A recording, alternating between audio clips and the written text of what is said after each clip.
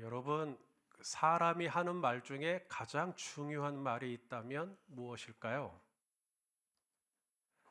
그가 평상시에 하는 말도 중요하겠거니와 그가 마지막에 하는 말, 죽기 전에 마지막으로 하는 말이라면 좀 더 무게감이 다르겠죠. 제가 오늘 열린베델교회에서 하는 이 설교가 제가 하는 마지막 설교라고 한다면 지금과 같으실 거예요? 똑같이? 아마 조금 다르실 겁니다. 분위기가. 마지막 설교다. 마지막 말이다. 예수님이 하신 말씀이 다 중하죠. 성경에는 예수님이 하신 말씀은 다 붉은색으로 표시가 되어 있어요. 예수님이 하신 말씀 모두가 다 귀하지만 특별히 예수님이 십자가에서 죽으시기 전에 남기셨던 마지막 말, 그걸 7마디, 그것을 가상칠언이라고 그래요. 더 중요하겠죠. 예수님이 이제 숨이 끊어지기 직전에 남기셨던, 십자가에 매달린 채 숨을 거두시기 직전에 남기셨던 마지막 7마디. 사실 이것은 어느 한 복음서에 집중되어 7마디가 나오지는 않습니다. 마태, 마가에서 하나 나오고, 누가복음에서 3개 나오고, 또 요한복음에서 3구절 나와요. 이처럼 마태, 마가, 누가, 요한을 합쳐보니 예수님이 십자가에서 하신 마지막 마디가 7마디라는 거예요. 그 7마디 말씀 중에 오늘 우리가 읽은 요한복음에 2마디가 나옵니다. 하나는 내가 목마르다. 그리고 하나는 뭘까요? 다 이루었다. 예수님의 모든 말씀, 7마디의 말씀 다 귀하지만 7마디의 말씀 중에 이 말씀이 빠지면 다른 말씀이 다 의미가 없어져 버리는 너무나 중요한 말이 있는데 바로 다 이루었다. 이 말씀이에요. 이 말씀이 누군가에게는 불편할 수 있을 거라고 생각이 합니다. 왜냐하면 다 이루었다. 이 말씀에 동의가 안 되는 거죠. 왜냐하면 다 이루지 않았거든요. 여전히 이 땅에는 아픈 사람들이 많거든요. 여전히 이 땅에는 가난한 사람들이 많고, 여전히 이 땅에는 서로 갈등하고 아파하고 피눈물을 흘리는 사람들이 많아요. 전쟁의 문제, 기아의 문제, 지진의 문제, 동성애의 문제, 이런 사회 차별의 문제, 불공평의 문제, 여전히 산적한 문제들이 이렇게나 많은데 다 이루었다? 받아들일 수가 없는 것이죠. 예수님이 너무 일찍 돌아가신 거예요. 예수님이 좀 오래 사시면서, 예를 들어 이 모세가 120세를 살았으니까 우리 예수님도 한 그렇게 100세 이상까지 좀 오래오래 사시면서 더 많은 이 아픈 사람들을 고쳐주시고, 또 더러운 귀신 들린 사람들을 고쳐주시고, 이 가난한 사람들을 좀 부욕해 주시고, 사회적인 문제, 나라와 나라 간의 문제, 이런 문제들을 좀 예수님이 더 좀 개선해 주시고, 그랬으면 더 좋을 것 같은데 다 이루었다. 너무 일찍. 예수님의 이 말씀이 좀 섭섭한 거죠. 좀 서운하죠. 또 너무 무책임하게도 들리기도 합니다. 나는 아직도 아픈데 뭘 다 이뤘다는 건가? 나는 아직도 이렇게 힘든데 다 이루었다. 그리고는 숨을 거두시고 가버리셨어요. 이것이 너무 불편하신 분이 혹시 계실지 모르겠습니다. 우리가 알 수 있는 게 하나 있어요. 예수님은 이 땅에 오실 때 비단 이 땅의 질병의 문제만 해결해 주러 오신 게 아니었다는 거죠. 예수님이 이 땅에 오실 때 귀신 들려서 고통당하는 사람들이 많았지만 그것 때문에만 이 땅에 오신 게 아니라는 겁니다. 여전히 이 땅에는 내전이 있고 전쟁이 있고 또 지진이 있고 기근이 있고 많은 문제들이 있지만 예수님은 비단 그것들을 위해서만 이 땅에 오신 게 아니라는 것이죠. 예수님은 이 땅에 오신 이유가 그것들보다 훨씬 더 근본적이고 본질적인 문제를 해결해 주러 오셨다는 거예요. 그게 무엇이냐면 바로 저와 여러분 안에 있는 죄의 문제입니다. 예수님이 십자가에서 다 이루었다, 이건 바로 우리의 질병을 이제 다 낫게 했다, 우리의 가난을 다 해결했다는 뜻이 아닙니다. 예수님이 십자가에서 다 이루었다라고 하신 것은 바로 우리 안에 있는 이 깊은 아픔, 이 영적인 외로움, 바로 이 죄 문제를 해결했다, 죄 문제를 끝장냈다라는 선언입니다. 예수님이 한 번은 가버나움 어느 집에서 말씀을 전하고 있을 때 갑자기 지붕이 뜯겨지는 소리가 들리는 거예요. 지붕이 뜯겨지고 사람들이 이 중풍병자를 침상째 달아내리운 겁니다. 그러니 그곳에 있는 사람들이 얼마나 황당합니까? 갑자기 예배를 드리고 있는데 지붕이 뜯겨서 내려왔으니, 그때 예수님이 이 중풍병자에게 그렇게 말했죠. 네 자리를 들고 걸어가라 라고 하지 않았습니다. 예수님은 이 침상채 들것에 달아내리우는 이 중풍병자를 보고 뭐라 그랬냐면, 예수님이 제일 먼저 하신 말씀이 네 죄사함을 받았다. 그러니까 그곳에 있던 이 종교 지도자들이 깜짝 놀란 거죠. 말도 안 되는 거죠. 아니 네가 누군데 사람의 죄를 사한단 말이냐. 예수님께 시비를 거는 겁니다. 그때 예수님께서 그들에게 다시 질문하기를 이렇게 이야기를 했습니다. 우리 마가복음 2장 9절 말씀 같이 읽어보죠. 시작.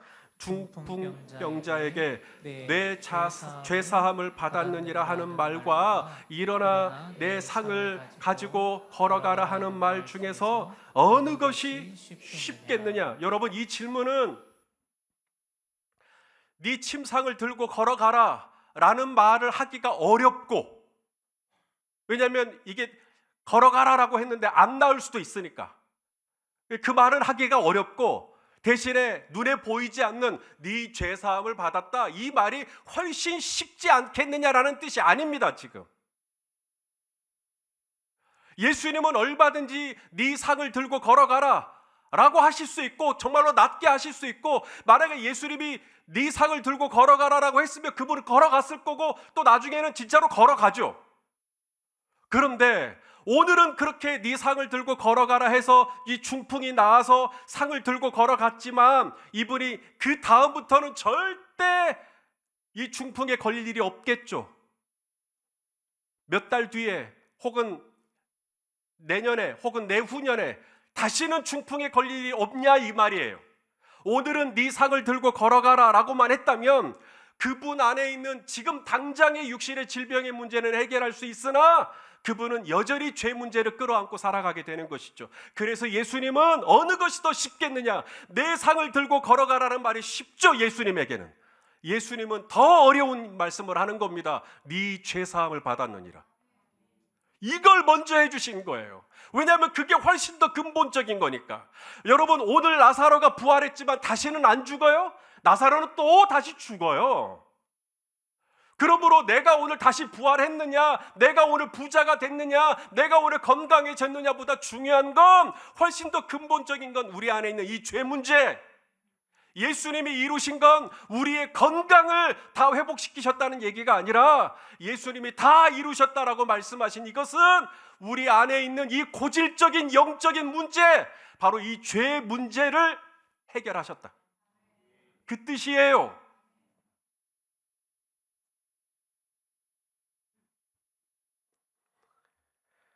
자, 그렇다면 이제 좀 더 구체적으로 예수님이 다 이루었다, 그리고 나서 이제 숨을 거두시고 고개를 떨구시고 다 이루었다, 무슨 뜻일까? 뭘 다 이뤘다는 걸까? 첫 번째가 뭐냐면 하나님의 말씀을 다 이뤘다는 뜻이에요. 하나님의 뜻을 다 이뤘다는 얘기예요. 예수님이 십자가에서 하신 7마디의 말씀 중에 오늘 우리가 읽은 본문에 2가지가 있는데, 첫 번째가 뭐냐면 내가 목마르다. 자, 오늘 본문 28절 말씀을 같이 읽겠습니다. 시작.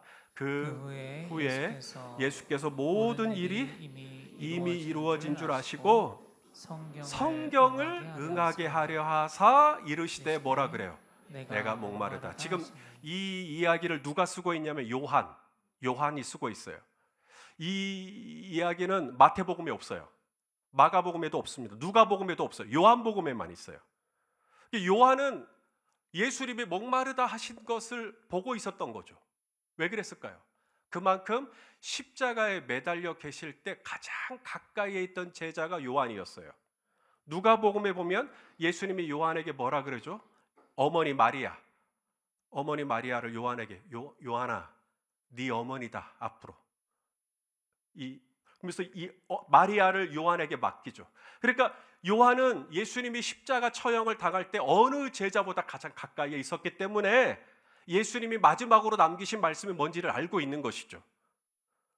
그런데 예수님이 남기셨던 7마디의 말씀 중에 그 말씀이 있었다는 거예요. 내가 목마르다.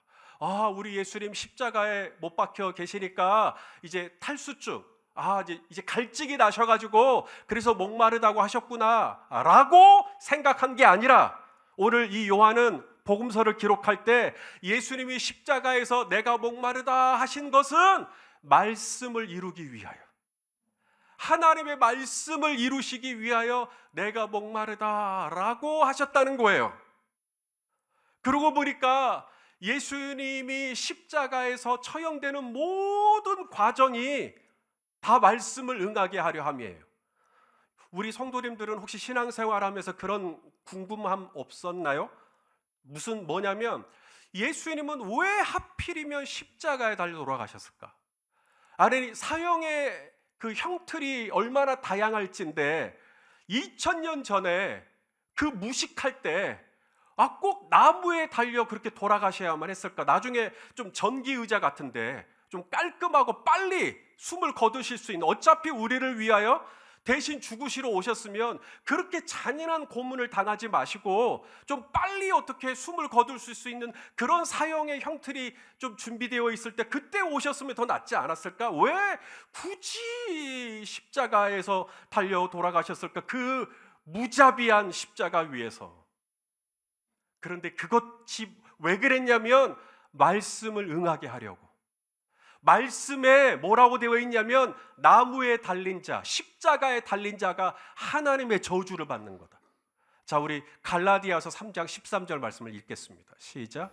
그리스도께서 우리를 위하여 저주를 받은 바 되사 율법의 저주에서 우리를 속량하셨으니 기록된 바 뭐라 그래요?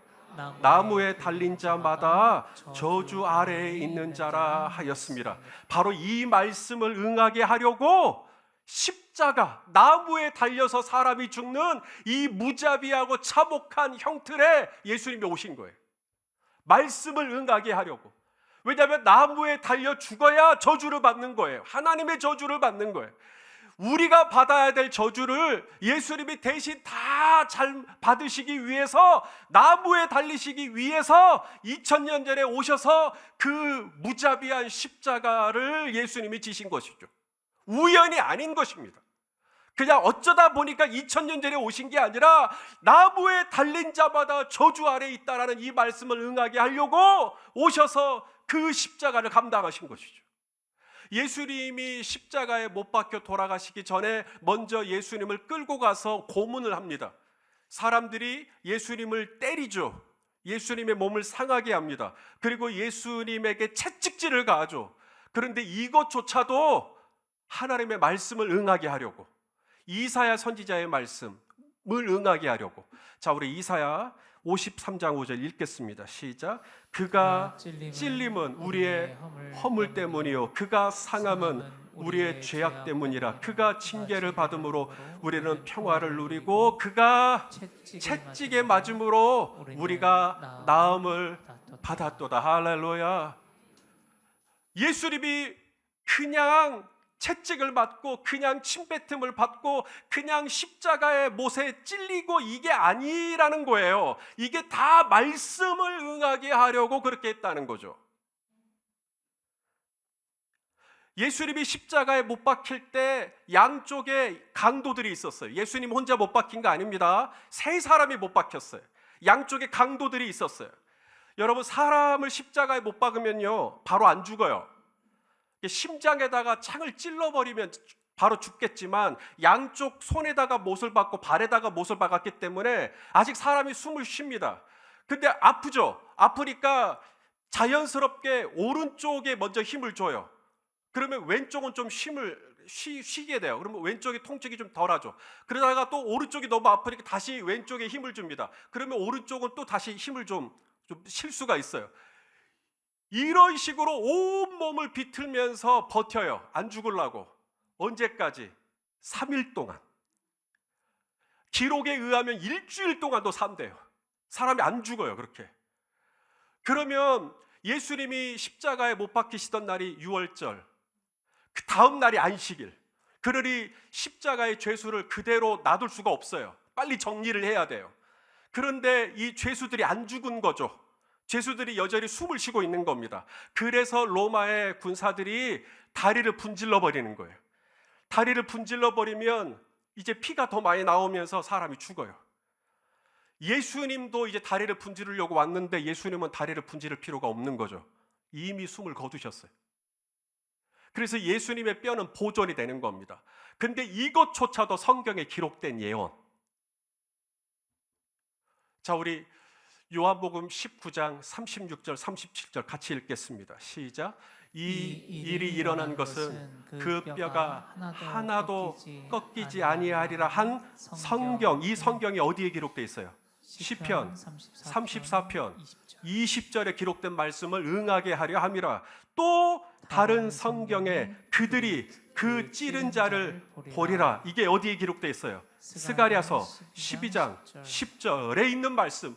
그러니 예수님이 십자가에서 다 이루었다 라고 하신 것은 예수님이 평소에 가지고 있던 욕구, 예수님이 평소에 가지고 있던 어떤 뜻, 예수님의 주장, 예수님의 고집, 예수님의 계획, 예수님의 의도, 예수님의 바람이 다 이루어졌다는 뜻이 아닙니다. 예수님이 십자가에서 다 이루었다라고 하신 것은 하나님 아버지의 말씀을 다 이루었다는 얘기예요. 하나님의 뜻을 다 이루었다는 말씀이에요. 예수님은 그 하나님의 말씀을 이루시기 위해 자신을 낮추시고 십자가에 죽으시기까지 하나님의 말씀을 이루려고 했던 거죠. 그러므로 우리 예수님은 죄인이 아닙니다. 예수님은 마지막 죽는 그 순간까지 하나님의 뜻을 이루셨기 때문에 예수님은 의인이세요.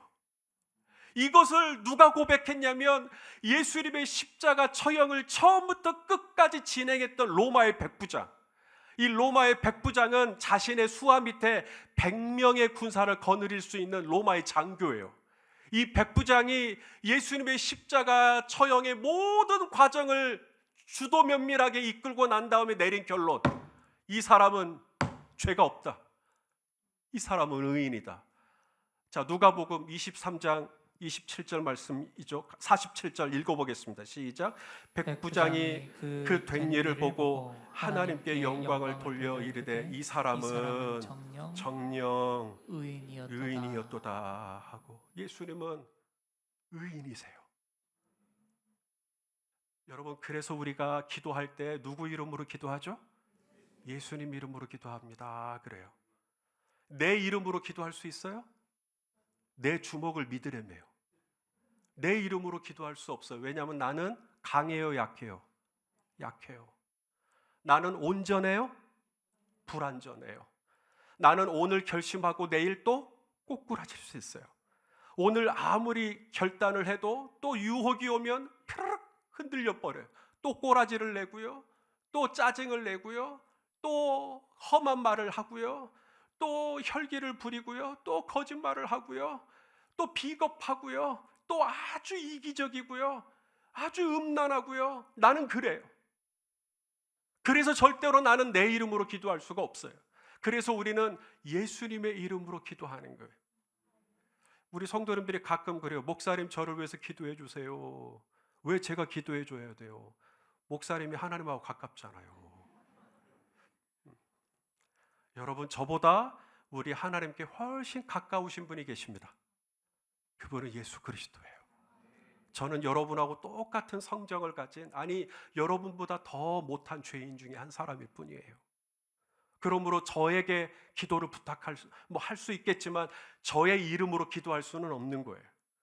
우리가 오직 의지하고 기도할 수 있는 분은 예수 그리스도밖에 없어요. 우리가 왜 기도하면 하나님이 들어주시는지 아세요? 우리가 기도를 1시간 이상 했기 때문에? 우리가 막 금식하면서 했기 때문에? 아니요. 우리가 경건하고 의로워서 우리 주님이 우리의 기도를 들어주시는 게 아니고요. 우리가 기도할 때 누구의 이름으로? 예수님의 의로우심, 예수님의 완전하심. 그래서 우리 하나님이 그 아들 예수 그리스도의 이름으로 기도하는 순간 하나님이 우리의 기도를 들으시는 것입니다. 예수님이 바로 그 길을 열어놓으신 거예요. 그걸 완성하신 거예요. 이제 우리는 얼마든지 예수님의 이름으로 찬양하고 예수님의 이름으로 기도하고 예수님의 이름으로 하나님 앞에 나아갈 수 있는 가능성이 열리게 된 것이죠. 왜? 우리 예수님이 말씀을 다 이루셨기 때문에, 우리 예수님이 하나님의 뜻을 온전히 이루셨기 때문에 우리는 오늘도 예수님의 의로우심, 예수님의 공로를 의지하여 하나님 아버지의 은혜의 보좌 앞에 나아가는 줄로 믿습니다. 이걸 다 이루신 거예요. 얼마나 감사해요. 할렐루야. 근데 또 하나가 있어요. 예수님이 다 이루었다. 따라서 합시다. 다 이루었다. 이거 헬라어로 조금 어려워요. 테텔레스타이라 그래요. 테텔레스타이. 제가 우리 문수원 집사님 오늘 기도 너무 잘하셨어요. 근데 제가 문수원 집사님한테 빚을 졌잖아요. 1000냥. 그러면 제가 얼마를 갚아야 돼요? 이제 한 700냥 정도만 드려도 되죠? 봐줘요 좀. 안 돼요? 1000냥을 빚졌으면 1000냥을 갚기 전까지는 갚은 게 아닙니다. 제가 1000냥을 이제 드렸어요. 그러면 제가 이제 문수원 집사님한테 그러는 거예요. 1000냥을 딱 드리면서 테텔레스타이? 그러면 문수원 집사님이 저한테 다시 테텔레스타이. 이게 뭐냐면 지불이 끝났다. 이게 테텔레스타이는 상업 용어예요. 비즈니스 용어입니다. 아람어인데 예수님이 십자가에서 하셨던 7마디의 말씀 중에 다 지불했다. 내가 이제 완불했다. 내가 이제 모든 값을 다 예수님이 무슨 값을 완불했다는 걸까요? 바로 죄값입니다. 죄값. 근데 예수님은 죄가 없어요. 그러므로 예수님은 죄값을 지불할 필요가 없네요? 맞아요. 예수님은 예수님 자신을 위한 죄값을 지불하신 게 아니라 바로 나의 죄값을, 우리의 죄값을 예수님이 다 감당하신 것이죠. 왜냐하면 나는 내 죄를 내가 갚을 수가 없어요. 그러려면 나 죽어야 돼요. 왜냐하면 죄값이 죽음이니까. 하나님이 아담에게 너 이거 먹지 마. 먹으면 정령 어떻게 된다? 죽는다. 죄값은 따라서 합시다. 죄값은 사망이라. 여러분 1000냥을 제가 빚졌는데 제가 우리 문수원 집사님에게 집에 강아지 있잖아요. 제가 밤마다 산책시켜 드릴 테니까 1000냥 퉁칩시다. 할 수가 없죠. 1000냥은 1000냥으로만 갚아요. 아프리카에 아이들이 먹을 게 없어서 식수 문제가 심각해서 이 진흙 같은 것으로 파가지고 그걸 과자로 해서 만든다는 거잖아요. 이 문제를 내가 이 땅에서 어떤 선한 일을 해야 아프리카의 그 문제가 해결이 되냐, 이럴 수가 없다는, 대체가 불가능해요. 죄값은 사망이에요. 그러면 죽는 것 외에는 죄값을 갚을 길이 없어요. 말 한마디로 1000냥 빚을 갚는다? 그럼 제가 말 한마디로 해요? 아니요. 말은 말일 뿐이고 1000냥은 1000냥을 갚아야 돼요. 죄값은 죽음이에요. 그게 하나님의 공의예요. 하나님의 성품에는 사랑이 있어요. 하나님의 성품에는 은혜도 있어요. 하나님의 성품에는 인자함도 있어요. 하나님의 성품에는요, 공의가 있어요. 공의라고 하는 성품은 뭐냐면 죄를 용납할 수 없는 거예요. 죄와 함께 타협할 수가 없는 거예요. 제가 문수원 집사님 집에 갔을 때 문수원 집사님 바닥에 머리카락 하나 있는 것도 제가 보지 못했어요. 왜 그럴까요? 문수원 집사님은 머리카락 하나도 용납할 수가 없는 거예요. 대단한 양반이에요. 근데 우리 하나님도 공의가 뭐냐면 죄를 용납할 수가 없는 거예요. 우리 성도님들도 보니까 유달리 그 성품 중에 의로운 성품을 가지신 분들이 계셔요. 의로운 성품을 가지신 분들은 매사를 옳으냐 그르냐, 그래서 딱 안 좋은 건 안 좋은 거라고, 불의는 불의한 거라고 타협을 못하는 그런 성격. 우리 하나님의 성품 중에 그런 공의가 있습니다. 혹시 우리 성도님들 중에 반도체 공장에서 일한다거나 혹은 또 반도체 공장을 견학을 갔다거나 하시면 이 옷을 입는 걸 보셨을 거예요. 그게 방진복이에요.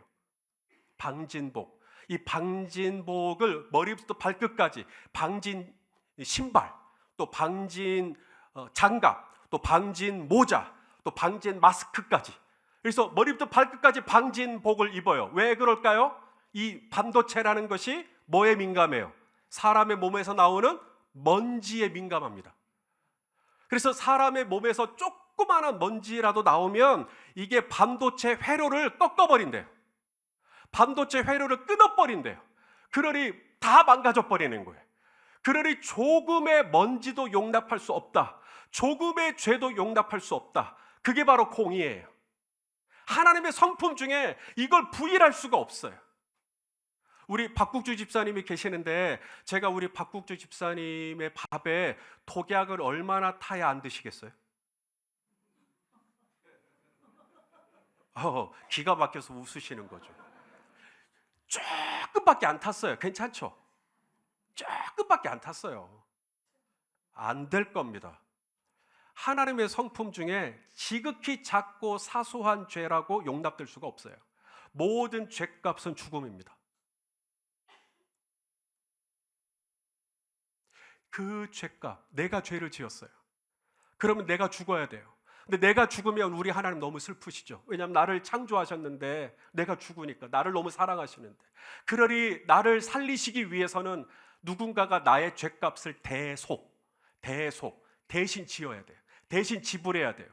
그런데 저는 문수원 집사님의 죄를 대신 지불할 수가 없어요. 왜냐하면 나도 죄인이니까. 그러면 문수원 집사님의 죄를 제가 대속하면 나는 누가 대속을 해줘요? 그러니 사람은 대속을 할 수가 없어요. 모세는 대속을 할 수가 없어요. 아론은 대속할 수가 없어요.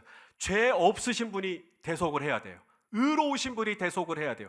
예수님은 이 땅에 오실 때 성령으로 잉태되셨어요. 죄가 없다 이 말입니다.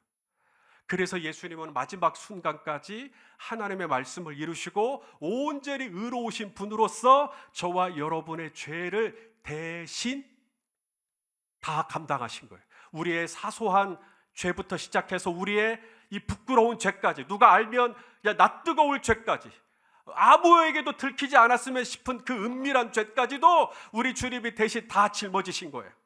다 그 죄덩어리가 되신 거예요. 머리부터 발끝까지.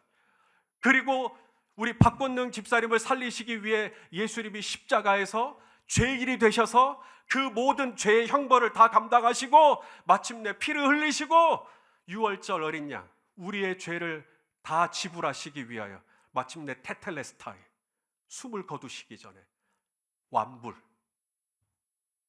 완납 끝난 거예요. 이제 우리를 살려주시기 위해, 우리를 구원해 주시기 위해 나를 위한 모든 죄값을 예수님이 십자가에서 완불, 이제 끝난 거예요. 그러므로 이제 더 이상 여러분 죄가 우리에게 정죄할 수 있나요? 아니요. 죄는 더 이상 우리에게 이제 재촉을 못 해요. 전에는 죄를 짓고 난 다음에 재촉이 와요.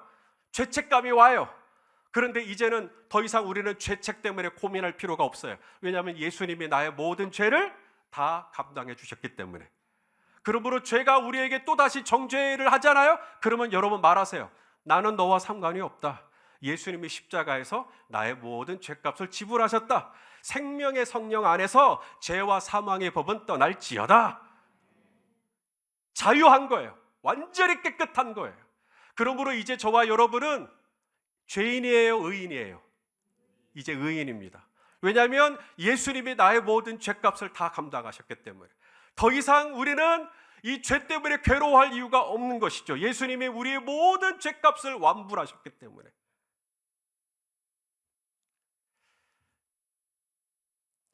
어, 1945년 8월 15일 일본은 전쟁에서 패했죠. 그때 필리핀의 한 장교가 이제 산에 올라가서 작전을 수행을 하는데, 이제 일본이 패했으니까 필리핀 정부에서 헬기라든가 이런 걸 이용해서 삐라를 뿌리는 겁니다. 삐라라고 들어보셨어요? 전단지? 전쟁 끝났다. 일본이 졌다. 그러니 일본 군사들은 다 내려와서 너희 나라로 돌아가거라. 그래서 그 산에 있던 많은 일본 군사들이 그 전단지를 받고 내려와서 돌아갔어요. 지금 보고 있는 저분은 안 믿었어요. 그 전단지를 보고 있을 수가 없다. 일본이 패하다니. 천황 폐하가 패전을 인정하다니. 이건 가짜 뉴스다. 이건 내가 받아들일 수 없다. 그리고 이분은 계속 그 섬에 산 거예요.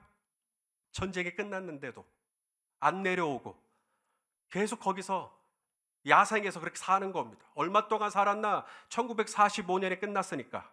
그리고 이분이 결국은 받아들이고 내려왔던 때가 1974년. 29년 동안 산 거예요. 29년 동안 이분은 전쟁이 끝났거든요. 테텔레스타이 값이 완불됐어요. 이미 모든 값은 끝났어요. 그런데 이분은 믿지 못하는 거예요. 이분은 자유함이 없는 거예요. 여전히 이분은 묶여 있는 거예요. 여전히 이분은 죄책감을 갖고 있는 것이죠. 여전히 이분은 두려움의 종이 되어 있는 것이죠. 예수님은 우리의 모든 죄값을 다 완불하셨어요. 이제 우리에게 남은 건 이걸 믿는 거예요. 이걸 내가 받아들이는 거예요. 예수님이 2000년 전에 오셔서 십자가에서 당하신 그 모든 고난이 바로 나를 위한 모든 죄값을 지불하시기 위한 예수님의 희생이었다는 것을, 나를 위한 사건이었다고 내가 받아들이는 거예요. 이걸 내가 누리는 거예요. 내가 이걸 믿고 산에서 내려오면 돼요. 그리고 나는 내 나라로 기쁘게 돌아가면 돼요. 그러면 끝이에요. 그런데 못 믿는 거죠. 왜? 난 아직도 죄인이거든요. 나는 여전히 죄를 짓고 살거든요. 분명히 예수님이 죄값을 다 지불했다고 했지만 나는 또 무슨 상황이 되면 또 불리해져요. 내 자신을 나에게 유익이 되는 것이 뭐냐? 손해보고 싶지도 않고 지고 싶지도 않고 남들보다 더 잘 되고 싶고, 그래서 또 죄를 짓거든요. 여전히 내 안에 있는 이 죄가 있는데 어떻게 완불이 됐다라는 건가? 사랑하시는 성도 여러분, 주님께서 십자가에서 저와 여러분을 위하여 모든 죄값을 다 지불하셨습니다. 이제 이것을 믿으시고 내려오세요. 다 이루셨어요. 이제 이것을 받아들이시고 예수님의 그 십자가의 그 구속의 은혜를 나를 위한 은혜로 여러분 온전히 수용하실 수 있게 되기를 축복합니다. 예수님이 십자가에서 숨을 거두셨을 때 여러분 성전에 있던 휘장이 어떻게 됐죠? 위에서 아래로 찢겨졌습니다. 갈라졌습니다. 이제는 저 1년에 한 번 봉에 있던, 1년에 한 번 대제사장에게만 오픈됐던 지성소라는 공간이 1년 365일 오픈된 거죠. 나와 하나님 사이를 가로막고 있던 이 죄 문제의 휘장이 이제 찢겨진 겁니다. 예수님이 테텔레스타이 하셨으니까요. 그러므로 이제 우리는 하나님 아버지께로 갈 수 있는 길이 열린 거예요.